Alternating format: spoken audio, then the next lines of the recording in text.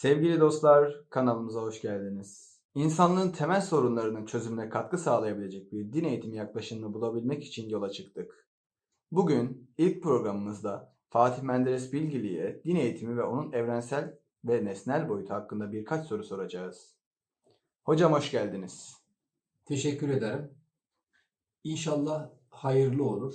Artık bilgiye ulaşmanın çok kolay olduğunu biliyoruz. Burada bizim amacımız bilgi vermekten ziyade aldığımız bilgileri doğru değerlendirilebilecek bir bakış açısını yakalamaktır.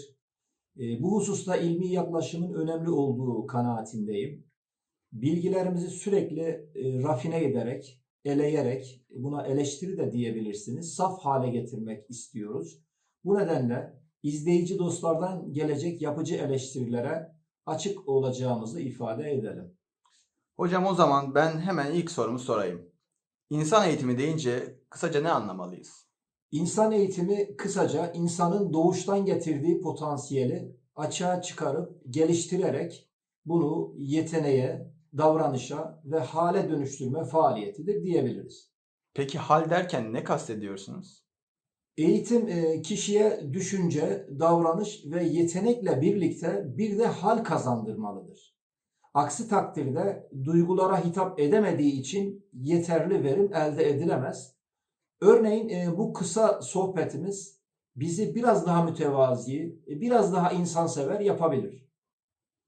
Peki hocam sizin yoğunlaştığınız alan olarak din, ahlak veya değerler eğitimi deyince de aynı şeyleri mi anlayalım? Evet, din veya ahlak eğitimi de biraz önce söylediğim genel eğitim içerisinde bir disiplin olarak mütalaa edilebilir. Bildiğimiz gibi her insanın doğasında iyilikte, kötülükte potansiyel olarak mevcuttur. Yani her insan iyiliğe de kötülüğe de yönelme potansiyeliyle dünyaya gelir. İşte insanda iyiliği ortaya çıkarıp geliştirerek düşünce, davranış, karakter ve hal kazandırma faaliyetine din veya ahlak eğitimi, hatta değer eğitimi diyebiliriz.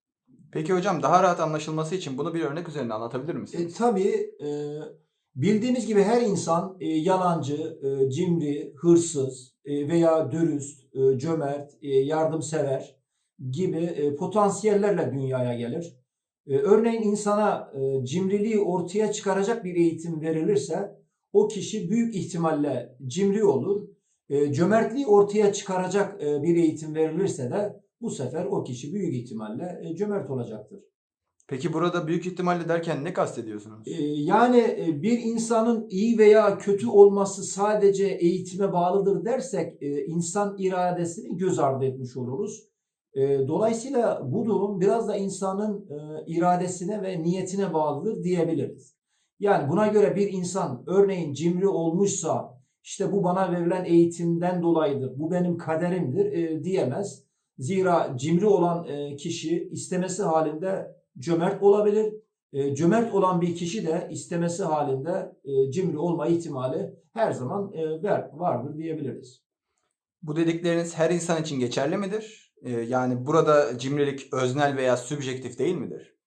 Ben temel değerlerin evrensel veya nesnel olduğu kanaatindeyim. Nesnel derken şunu kastediyorum. Yani aklı selim her insanın kabul edebileceği bir şeydir. Hani örneğin cimriliğin kötü, cömertliğin de güzel bir davranış olduğunu akıl ve vicdan sahibi her insan kabul eder. Dolayısıyla bu durum kişiye, topluma, coğrafyaya hatta çağa göre değişmez. Yani Mars'a gitsek orada da geçerlidir. Ha şu olabilir, değer yargılarında farklılık olabilir. Yani cimriliğin veya cömertliğin ölçütü, işte teorisi, pratiği, eğitimi farklı olabilir. Burada yerellik, bölgesellik, tarihsellik, öznellik olabilir mi? Olabilir, hatta olmalıdır bile diyebiliriz. Peki verdiğiniz örnekten yola çıkarak bazı insanlar cimriliğin iyi olduğunu kabul ederse burada nesnellik bozulmaz mı? Hayır, bozulmaz. Örneğin Amerika'da birileri kendi akıllarınca dünyanın düz olduğuna inansa, bunu söylese, bu söylem dünyanın kürevi, küresel biçimde olduğu gerçeğini değiştirir mi? Elbette değiştirmez. Ancak dünyanın düz olmadığını o kişilere ispat edebiliriz. Cimriliğin kötü bir özellik olduğunu nasıl ispat edeceğiz? Biraz önce söylediğim gibi her insan vicdanlı olma potansiyeliyle doğar mı? Evet, doğar. Bir insanın elinde, örnek veriyorum, yeterli yiyeceği olduğu halde gözünün önünde bir insanın, hatta bir kedinin, köpeğin açlıktan can çekişmesine gönlü razı olur mu? Olmaz. Ha, razı olan insanlar olur mu? Elbette olabilir. Ama bunlar kalpleri katılaşmış, insanlıklarını kaybetmiş bireyler olarak değerlendirilir ki bunların kanaati dikkate alınmaz. Yani biraz önce aynen dünyanın düz olmadığı söyleminde olduğu gibi burada da nesnel doğruluk aklını ve vicdanını kullananlar için söz konusudur. Nihayetinde her ikisinde de karar veren nedir? İnsan aklıdır. Ha, burada fark nedir diye sorabilirsiniz. Buradaki fark iki olgu arasındaki fark olgunun veya olayın mahiyetidir. Sosyal olaylar fiziksel olaylara göre daha karmaşık, daha kaotiktir. Böyle olduğu için de sosyal olaylarda konsensüs yani uzlaşma biraz daha zor olabilir. Peki o zaman son sorumuz şu olsun. Bu konulardaki eğitimde başarı şansımız nedir? Ya da her insanda başarılı olma şansımız var mıdır? Eğer yeterli imkan sağlanırsa ben her insanın potansiyelini açığa çıkarıp yetenek haline getirebileceğine inanıyorum. Örneğin her insan bağlama çalabilir mi? Evet, çalabilir. Ancak bu yeteneği kazanma süresi kişiden kişiye değişebilir. Neticede bir insanda iyiliği ortaya çıkarıp bunu karakter, davranış veya ahlak, huy haline getirmek de yine kişinin biraz önce söylediğim gibi niyetine, iradesine ve ona verilen eğitimin kalitesine bağlıdır.